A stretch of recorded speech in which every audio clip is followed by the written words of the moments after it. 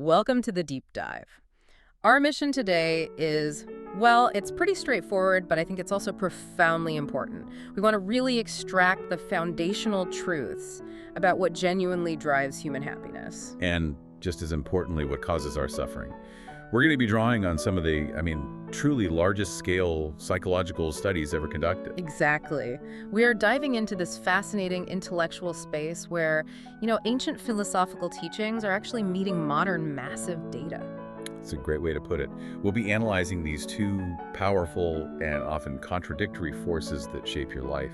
First, the internal, sort of invisible nature of your thoughts. That tendency for the mind to wander off. That's the one. And then we'll look at the much more blunt external influence of money and, circumstantial stability. And once we've kind of mapped out that internal drag and that external ceiling, we're going to pivot to explore the science of intervention.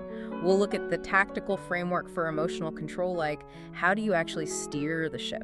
And then, and this is the really exciting part for me, we'll examine the structural evidence that you can, quite literally, rewire the key regions of your brain that support better regulation. Our sources for this deep dive are their landmark, really rigorous studies. Absolutely. They include work that use this really innovative methodology tracking participants in real time all across the globe, and also the foundational work by Nobel laureate Daniel Kahneman on income and well-being. So this is basically a shortcut to understanding the mechanics of your own emotional life. It really is. So let's start with the central puzzle, which I think serves as the hook for this entire deep dive. Human beings, we possess this unique cognitive power, this ability to contemplate what is not happening. Right. We can mentally time travel, we relive the past, or we, anxiously simulate the future. It's a superpower, in a way. A superpower, but one with a potential downside. This very capacity has long been viewed by, various ancient philosophical and religious traditions. Buddhism, most notably. Right, Buddhism especially, as the very source of suffering. The wisdom suggests that true contentment is found by being here now. So the core question we are setting out to answer, but using modern data, is this. Does this incredible cognitive achievement, this wandering mind, come at a measurable, persistent, emotional cost? We're going to test that ancient wisdom. And the way this was tested is, I think, critical to understand. The research, which analyzed nearly 250,000 real-time samples, relied on a methodology called experience sampling. And this was all done through an early iPhone app, right? Something like trackyourhappiness.org. That's exactly it. It was one of the first of its kind on that scale. So why is this method, this experience sampling, why is it considered the gold standard for investigating real-time emotion? Why not just use a standard survey at the end of the week? That's a great question, because traditional surveys are, frankly, fatally flawed for measuring momentary happiness. They rely so heavily on memory. And how you sort of average things out in your head? Exactly. It's the process of subjective integration. If I ask you, for example, how happy were you during your vacation last month, your answer will likely be skewed. You'd remember the best day, or maybe the last dinner. Precisely. It's a phenomenon called the peak end rule. You're averaging these really complex, often conflicting feelings into one single biased number. The subjective experience just gets lost in that retrospective summary. Okay, so experience sampling gets around that. It bypasses those pitfalls entirely. It pings thousands of participants randomly during their waking hours, and these people were from all walks of life, cutting across 86 different occupational categories. All over the world. All over the world, different income levels. And it asks for an immediate 3-part snapshot. What are you doing? What are you thinking? How are you feeling right now? That immediate report is the key. It is. It's stimulus independent, and it minimizes the biases of memory and integration. It gives us a far, far truer index of momentary emotional experience. And the scope of this data is just massive, close to 225,000 samples. That gives us a really reliable view of the statistical average of the human mind. So let's jump into those findings. Okay, so let's unpack the frequency of mind wandering, because this baseline finding, it's shocking in itself. It is. Analyzing all these real-time snapshots, the researchers found that mind wandering occurred in 46.9% of all samples. 46.9, so nearly half the time. That is absolutely staggering. It's not just an occasional drift. It is, for all intents and purposes, the brain's baseline state of operation, its default mode. That's a perfect way to describe it. So if you're listening to this right now, the chances are almost 50-50 that you've already checked out mentally at least once since we started talking. And this rate, nearly half of our waking hours, is considerably higher than what scientists typically observe in restrictive laboratory settings. In the real world, the mind is truly off the leash. My assumption, and I think a lot of people's, would be that mind wandering is an escape from boredom. So I'd expect the number to be high when people are commuting, or doing chores, or sitting in a dull meeting. Right. But was this tendency really just confined to boring activities? Not at all. And that's what's so surprising. The prevalence was near universal. Mind wandering was detected in at least 30% of samples across every single activity measured in the study. Every single one? Every single one. It didn't matter how engaging or unengaging the activity was rated. Whether you were exercising, working, or eating, your mind was still drifting away, a third of the time, minimum. That near universal presence, it really suggests this is a hardwired feature of human consciousness. Was there any exception at all? There was only one activity category that significantly reduced the frequency of mind wandering below that 30% mark. Only one thing that suggested a state of near total immersion. And that was? That was making love. I suppose that checks out. It offers a useful, if perhaps slightly humorous, benchmark for what truly constitutes peak engagement and minimizes that stimulus-independent thought. Precisely. So now we have to move to the emotional consequence of this pervasive wandering. Because this is the core finding. This is the big one. People were consistently and significantly less happy when their minds were wandering than when they were focused on their current activity. We should probably give that statistical finding some real weight so you understand just how robust this is. Yes. The finding had a statistical slope, a b-value of -8.79, and a p-value of less than 0.001. So to translate that for everyone, it means the correlation is not a coincidence. It's a highly statistically robust finding that would occur purely by chance less than one time in 1,000. The emotional drag is undeniable. And this held true even during the activities that people rated as the least enjoyable. Wait, okay, that's the critical assumption I want to challenge because it violates my intuition. I get it. If I'm doing something awful, say I'm stuck cleaning a clogged drain, which is inherently unpleasant, I would assume that escaping mentally, maybe by planning a weekend trip, that makes the task bearable. Right, that the daydream is a relief. Exactly. But the data is saying that the wandering mind, even when it's escaping an unpleasant task, still makes me less happy overall. Why would that be? That's the key psychological insight here. When the mind wanders, even if it starts on a pleasant path, it consumes attentional resources.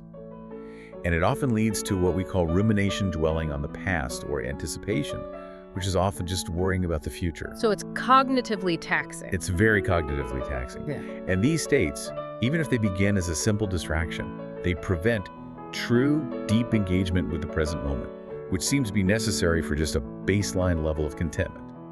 It seems the wandering itself, the act of not being present, creates an inherent emotional deficit. Which brings us directly to the causality issue, the famous chicken and the egg problem. How did the researchers definitively determine that mind wandering was the cause of unhappiness and not simply a symptom?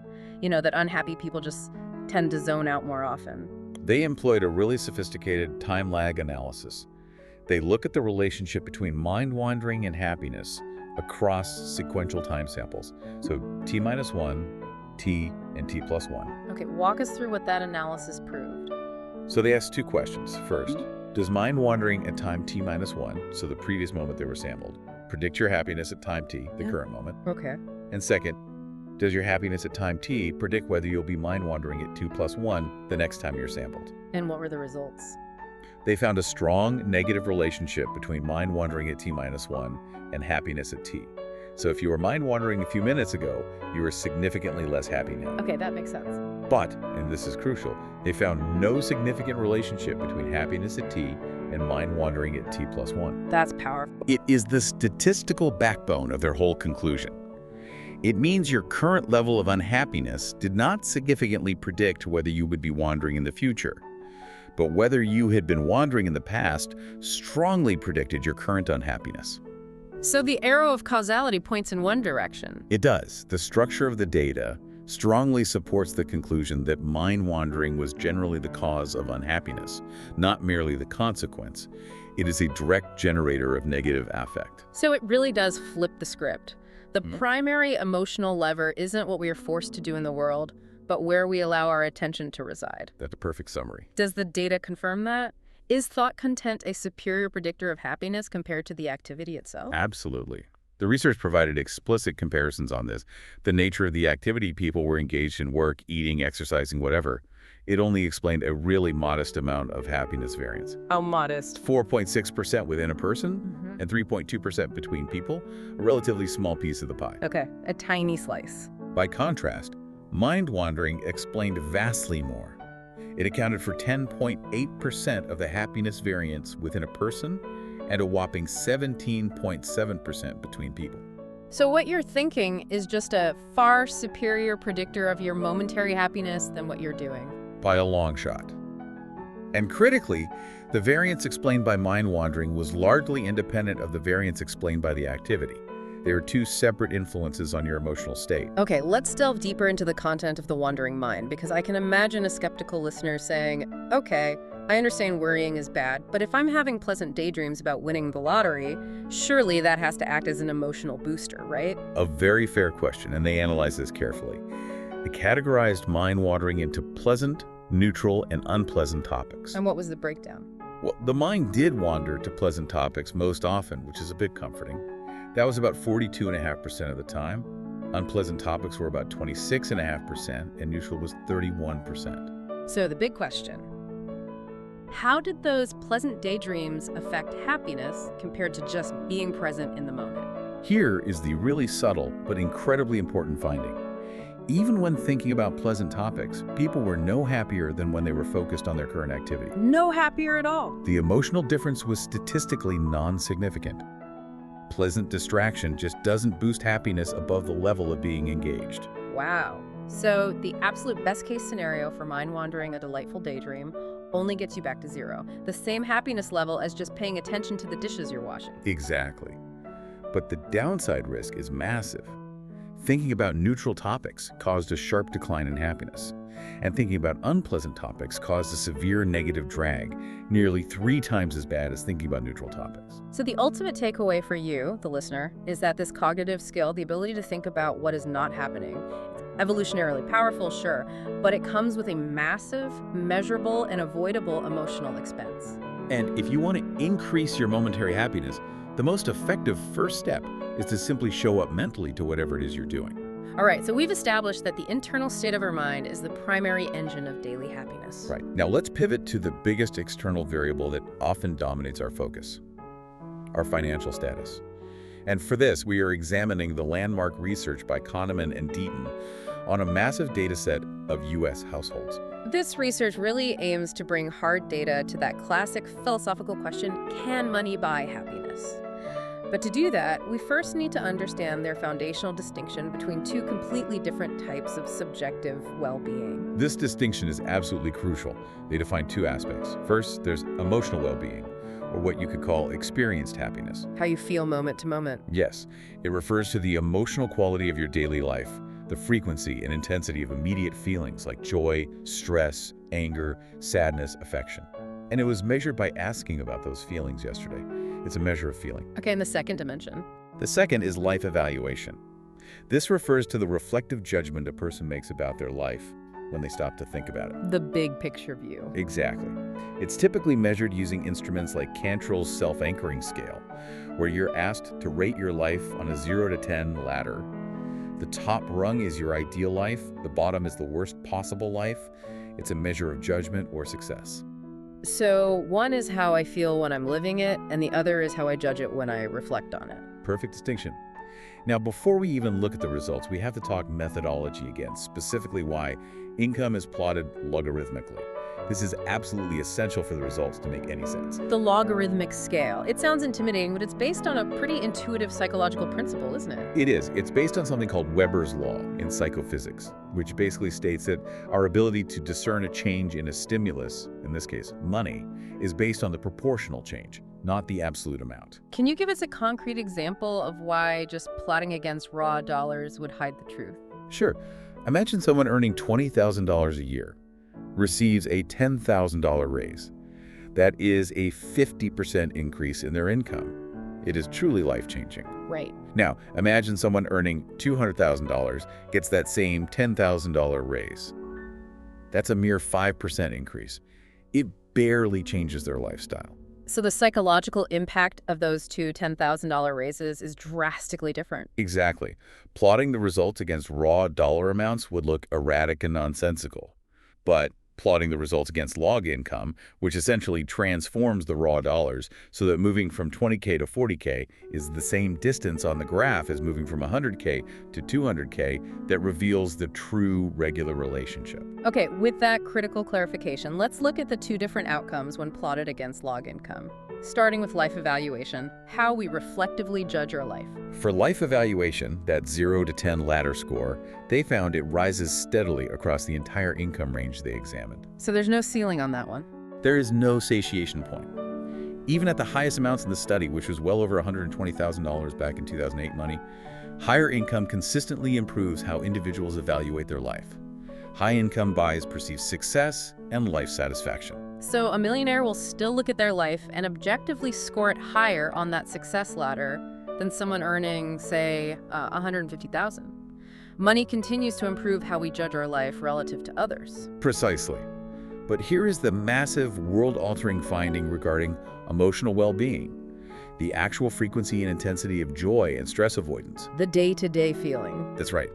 Emotional well-being also increases with log income, but the effects of income on this dimension satiate fully at an annual household income of approximately $75,000. The hard ceiling.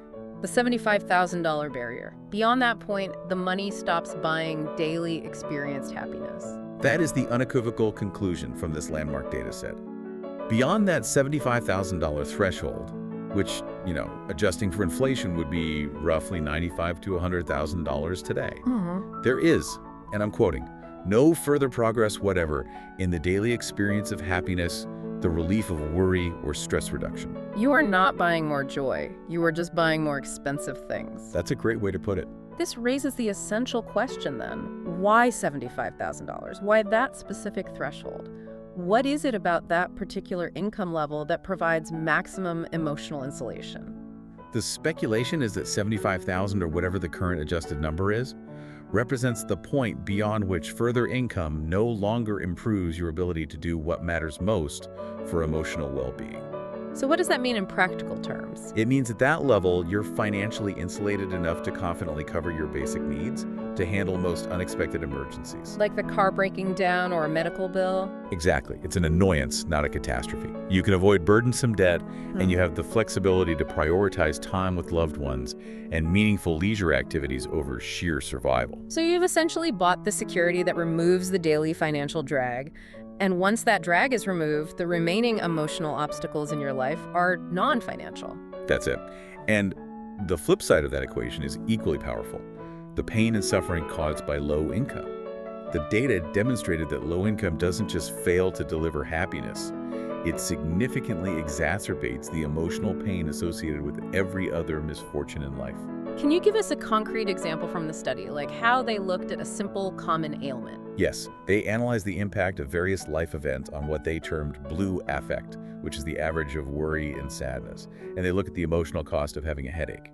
This is a physical misfortune that can strike anyone, regardless of their bank account. So how did income level affect the emotional experience of that headache? For those with high income, so over $3,000 per month, the emotional pain of a headache worsened their blue effect by 19 percentage points. It's manageable, it's stressful, but it's finite. And for those who are struggling with low income? For those with low income, under $1,000 a month, the emotional pain of that same headache worsened their blue effect by a staggering 32 percentage points. Wow. Why so much worse? Because the physical pain of the headache is compounded by the mental pain of knowing you might not be able to afford the lost time at work or the medicine, or even just the necessary rest to recover. So poverty acts as an amplifier of pain. It makes all existing problems, whether they're physical or social, dramatically worse. Precisely. They found the same pattern for everything. The pain associated with divorce, the stress of being alone, the chronic condition of having asthma all were significantly worsened by poverty. It's an ever-present burden. It is. Even the benefit of the weekend, the time off we all crave, was less impactful for the poor. It suggests that poverty is this insidious emotional weight that you can't just turn off on a Friday evening. Okay, so if we synthesize parts 1 and 2, we have a really clear landscape now. Our emotional experience is constrained by two major things: internal mental habits The wandering mind generating unhappiness. and external financial reality. The external fixes, like more money, they only work up to that $75,000 point, after which the solution must be internal. That's the perfect transition. We now know that the ceiling on experienced happiness is structural.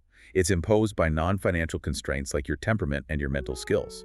So since the external solution is capped, we have to investigate the internal skills we can develop to manage the mind's emotional cost. Since we've established the limits of external factors and the tyranny of the internal wandering mind, the next logical step is intervention. And this brings us to the field of emotion regulation, which is, it's just growing at an incredible pace across psychology, clinical practice, and neuroscience. Emotion regulation is broadly defined by the activation of a goal, and that can be conscious or unconscious, to influence the emotion trajectory. The emotion trajectory, so its path over time. Exactly. It's a skill set aimed at steering the intensity, the quality, or the duration of an emotional response. So it's not about being a robot and eliminating emotion. It's about being a skillful driver of that emotion. That's a great way to think about it. And crucially, regulation isn't just about decreasing negative emotions. People commonly try to upregulate positive emotions, trying to deepen a feeling of joy or increase their interest in a project. And then there's this fascinating concept of counterhedonic regulation, which sounds on the surface like choosing to feel something unpleasant on purpose. And that's exactly what it is sometimes. It's the key instrumental use of emotion. It involves regulating emotions not for immediate pleasure, but for long-term utility or necessary function. Can you give an example? Sure. A soccer team captain might intentionally increase their visible level of anger or intensity to motivate a lethargic squad. Or someone might deliberately appear calm and reserved after a major professional success. Not to dampen their joy, But to avoid appearing arrogant or inviting envy from colleagues, the goal is effectiveness within a specific social context, not just hedonistic satisfaction.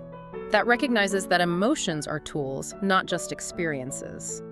Okay, so to understand how we regulate, we need the process model, which simplifies the whole timeline of an emotional event into 5 families of strategies. This framework is incredibly useful because it groups intervention strategies based on when they occur in the emotion generation sequence. We have 4 antecedent-focused strategies. These are interventions that happen before the emotion response is fully generated. And then 1 after. And 1 response-focused strategy, an intervention for after the response is already underway. Let's start with the first antecedent strategy, which is the most preventative one: situation selection. This is the most straightforward. It's the intentional decision to choose not to enter an emotionally impactful situation in the first place. For example, knowing a specific political dinner will lead to intense frustration and just choosing to stay home instead.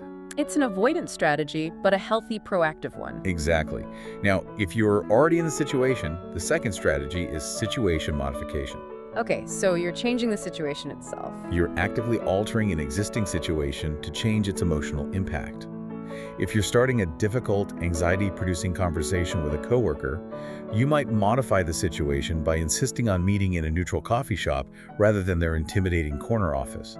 You're changing the emotional dynamics of the environment. The third strategy, attentional deployment, this starts to turn our focus inward, right? Yes, this is the selective direction of attention toward or away from specific aspects of a situation. The classic example is just distraction. Like at the dentist's office. Perfect example. If you're waiting for an injection, you might actively deploy your attention to a poster on the ceiling or start counting the tiles to avoid fixating on the needle. You're using your attention as a regulatory tool. And the fourth antecedent strategy, and I'd argue it's the most complex and powerful, is cognitive change, or reappraisal. This is a fundamental shift in interpretation. You select which emotional meaning will be attached to a situation. If you receive critical feedback on a work project, instead of interpreting it as "I am a failure," which generates shame and sadness. You reappraise it. You reappraise it as, this is useful information to improve the next version, which generates interest and motivation. You're changing the meaning, and by doing that, you change the emotional outcome before it fully manifests. Okay, so once those 4 antecedent opportunities have passed, the emotional response, the racing heart, the flush of heat, the urge to shout has been elicited, we are then left with the final response-focused strategy, which is response modulation. This is altering the behavioral, physiological, or experiential expression of the emotion after it's already occurring. And the most common example of this is expressive suppression. Clamping down on your feelings, trying to hide your distress, or smiling when you feel like crying. And response modulation, especially suppression. This is where we tend to get into trouble, right? The model predicts, and the research generally confirms, that antecedent strategies like reappraisal are usually more adaptive. Yes, suppression typically carries an enormous cognitive load. You're using a ton of energy to fight an emotion that's already there.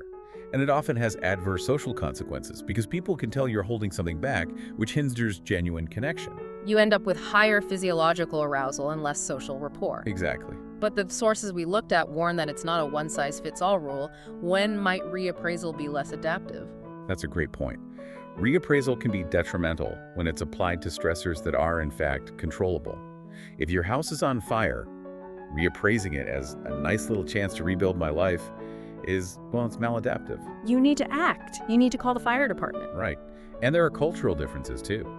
The adverse social consequences of suppression are not observed as strongly in individuals from bicultural European and Asian backgrounds, which suggests cultural display rules deeply affect regulatory outcomes. So the goal isn't to find the single best tool, but to master when and how to use them, which brings us to sequencing and flexibility. This is really the cutting edge of the field. Research suggests that for highly intense emotional situations, reappraisal can actually break down because the emotional machinery is just running too fast. So what do you do then? In those scenarios, skillful regulation involves a sequence. First, you use distraction, that's attentional deployment, to briefly take the emotion's intensity down a notch. And then you employ cognitive change, or reappraisal, once the mind is calm enough to actually process the alternative interpretation. So that matching of the strategy to the internal or external circumstance is what defines true emotional skill. We call that emotion regulation flexibility. It's the ability to switch strategies based on context, intensity, and controllability. A flexible regulator knows that sometimes you select the situation, sometimes you reappraise it, and sometimes you just need to briefly distract yourself until you can think clearly again. This framework gives you, the listener, a clear, actionable guide to where you can intervene in your emotional life. But to make the skill acquisition stick, we need to know if the brain can actually be trained to support this kind of flexibility. That's the perfect transition from psychological technique to neurobiological reality.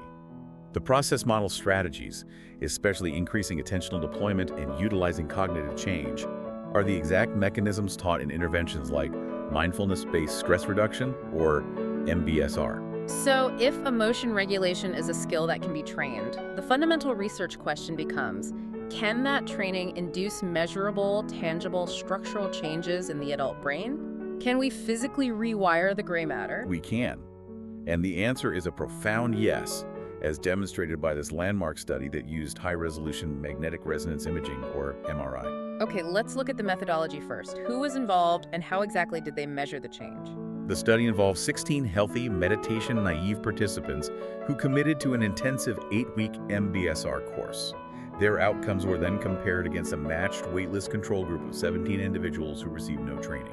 And to measure the structural change, they used a technique called, what was it, voxel-based morphometry? That's a VBM. Okay, voxel-based morphometry. Let's break that down conversationally for everyone. Think of VBM as a digital microscope for brain structure. A voxel is just a tiny 3D pixel in the brain scan. So VBM allows researchers to objectively measure changes in the local concentration of gray matter, the physical density of neurons and synapses, in different parts of the brain before and after the intervention. So they were looking for physical thickening or increases in density. Exactly. And based on the known benefits of stress reduction, they hypothesized they'd see changes in a couple of key areas. The hippocampus and the insula. That's right. And the analysis confirmed a significant, measurable increase in gray matter concentration within the left hippocampus in the MBSR group compared to the control group. Let's just sit with that finding on the hippocampus because it's so significant. Why does the structural increase here matter so much for our emotional life? The hippocampus is the powerhouse for learning, memory, and critically, the modulation of emotional control, particularly mechanisms related to fear extinction.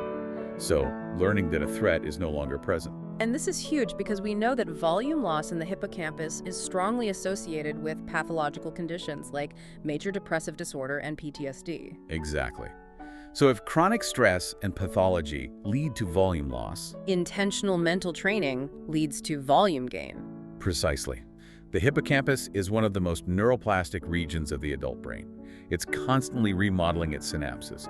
So a GMC increase here suggests improved structural support for the entire apparatus of emotional regulation and memory consolidation, and this was developed in just 2 months of training. That is just powerful evidence of the brain's ability to adapt. Beyond those hypothesis-driven findings, what did the exploratory whole brain analysis reveal? The exploratory analysis was fascinating. It identified 4 other key clusters that showed significant increases in gray matter concentration in the MBSR participants. Let's start with the posterior cingulate cortex, or PCC. The PCC showed a significant GMC increase. Functionally, this area is highly engaged in assessing the relevance or significance of a stimulus for oneself. It integrates self-referential stimuli within a personal, emotional, and autobiographical context. That sounds absolutely central to self-awareness and how we process our own experiences. How does that connect to mindfulness? Well, mindfulness involves observing phenomenal experiences, thoughts, feelings, sensations, without automatically engaging with them or judging them. A structural change here suggests that the training is literally enhancing the physical mechanism by which we observe and process self-related information, making it potentially less reactive and more integrated. Okay, next up, the temporoparietal junction, or TPJ. What's its role and why did it change? The TPJ also showed a significant increase. This region is critical for the conscious experience of the self. It mediates the spatial unity of self and body, what researchers call embodiment. But it's also important for social cognition, right? Yes, and this is the key part for our discussion. The TPJ is crucial for social cognition, specifically the ability to infer the states of others and engage in perspective taking. Perspective taking. That connects the structural change directly to interpersonal skills and compassion. Precisely. The researchers suggest that the physical changes in the TPJ might be associated with the cultivation of compassion and an embodied, less isolated sense of self, both of which are central aims of MBSR training. It's the physical substrates supporting a shift toward what we'll later call common humanity. And finally, there was an unexpected finding in the cerebellum and the brainstem. Right. They found 2 clusters in the cerebellum with increased GMC, and these extended down into key brainstem regions. Now, while the cerebellum is traditionally known for motor control, it also plays this crucial, often hidden role in regulating emotion and cognition. It acts as an automatic modulator. A coordinator, kind of making sure things run smoothly in the background. Yes. It modulates the speed, capacity, consistency, and appropriateness of cognitive and emotional processes automatically. A structural change here implies that the training is literally improving the coordination of thought and feeling, making emotional reactions less jerky or extreme. And the brainstem regions, what do they find there? The increase extended into areas related to the locus coeruleus, which is essential for regulating arousal and attention by releasing norepinephrine, and the rough nuclei, which releases serotonin and is implicated in mood and anxiety disorders. So the structural change is directly supporting the documented improvements in anxiety, depression, and attention that we see in MBSR participants. That's the implication. So in just 8 weeks, the core regions responsible for memory, emotional control, perspective taking, and arousal regulation showed measurable physical growth. But you mentioned a caveat earlier regarding practice duration. Yes, and this was interesting. The amount of formal homework, so the specific minutes participants reported sitting and meditating, did not correlate with the magnitude of the gray matter change. That's surprising. It is. And it led the researchers to suggest that the program as a whole, which includes group interaction, stress education, and gentle stretching, alongside the formal meditation, that whole package is what drove the structural effect. That's a key insight for you, the listener. It's not just about grinding out hours of sitting. It's the holistic commitment to a program designed to change your cognitive relationship with stress and with yourself. The cognitive strategies from part 3, when implemented through an intentional program, lead to physical brain change. We've established that the brain is plastic and it's trainable. Now, we have to examine the mindset that leverages these structural changes into lasting emotional resilience.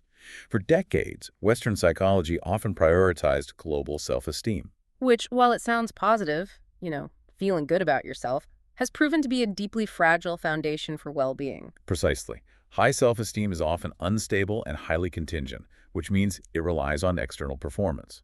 It's conditional. It's, I am a good person because I got the promotion, or I am worthy because I look good today. And when that external condition fails, the self-esteem collapses. It collapses.